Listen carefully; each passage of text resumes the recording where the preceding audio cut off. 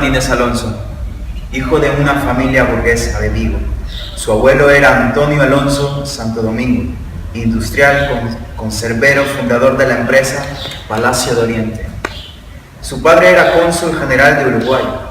Su padre estuvo destinado inicialmente en Glasgow, desde donde Eduardo se trasladó con 8 años en 1912, y posteriormente en Liverpool en el año de 1918.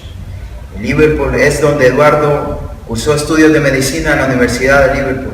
Una vez finalizados sus estudios, Eduardo Martínez Alonso se traslada a Madrid, donde a través de contactos de su familia entra a trabajar en el Hospital de la Cruz Roja. Allí prospera, monta una consulta propia y se convierte en el médico de las embajadas del Reino Unido y los Estados Unidos. También contrae matrimonio por primera vez con una mujer británica que posteriormente lo abandona y marcha al Reino Unido. Periodo de guerras. Su profesión de médico le permitió trabajar como médico de campaña durante un año. Dicho salón no era más que una tapadera de los servicios de inteligencia británicos que en aquellos años operaban en España.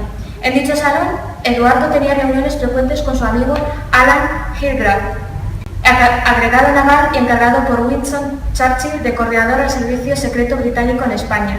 En el año 1939 se ofrece como voluntario para colaborar con Gran Bretaña, pero el agregado militar de la Embajada Británica en Madrid le pide que permanezca en España y a partir de entonces ejerce como médico de la Embajada Británica en Madrid. Sus primeras labores como agente del Servicio Secreto Británico fue la liberación de 365 presos polacos en el campo de concentración de Miranda de Ebro.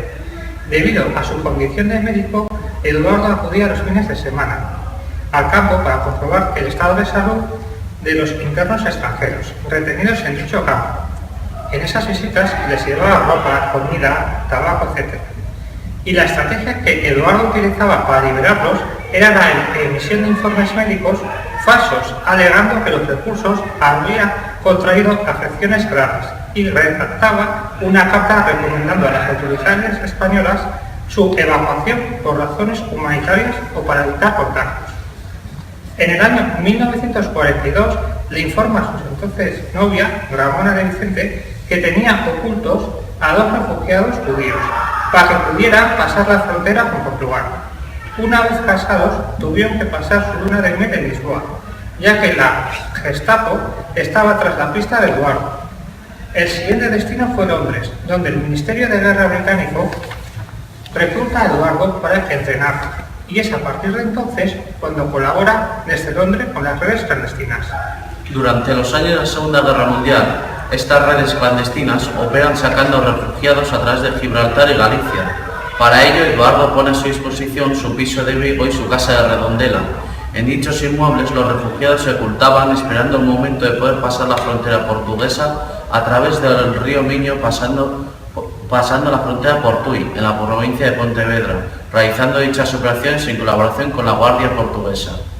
Otra de las vías de escape de los refugiados eran los marineros gallegos, que en sus embarcaciones llevaban a los refugiados a salvo hasta los buques de la Marina Real Británica. Se estima que las redes de escape utilizadas en la frontera gallega con Portugal sirvieron para salvar la vida de aproximadamente 30.000 personas perseguidas por el Tercer Reich. Después de la guerra, una vez finalizado el conflicto bélico, Eduardo y su mujer regresan a Madrid, en donde trabajó para la Cruz Roja hasta su fallecimiento en 1972. Ahora vamos a pasar a dar nuestras opiniones. Cada uno dará su opinión sobre este texto y sobre el conflicto en sí.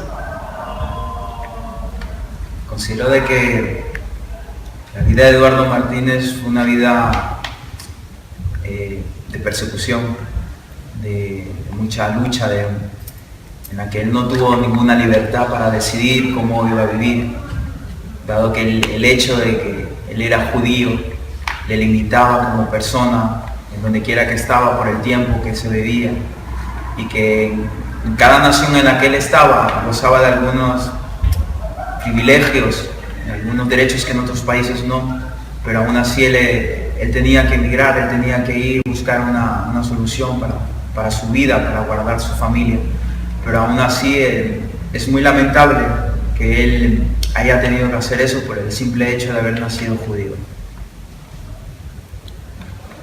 Yo, pensando en su vida, en que tuvo que emigrar por lo que comentó mi compañero, simplemente por ser judío, entiendo la dureza de haber tenido que cambiar de país por temas políticos, por personales, por mi propia vivencia de que tengo que cambiar de país de muy pequeña, pues por problemas económicos, políticos, sociales, y la verdad es que reflexionándolo me impresiona bastante. Yo opinaría sobre Eduardo. Una vez leído sobre qué hizo esta persona, considero que es aquella de esas tantas personas que durante la Segunda Guerra Mundial ayudó a tantas personas y que sería una gran persona a recordar, cosa que, bueno, a día de hoy hay tantas personas a recordar que no lo hacemos.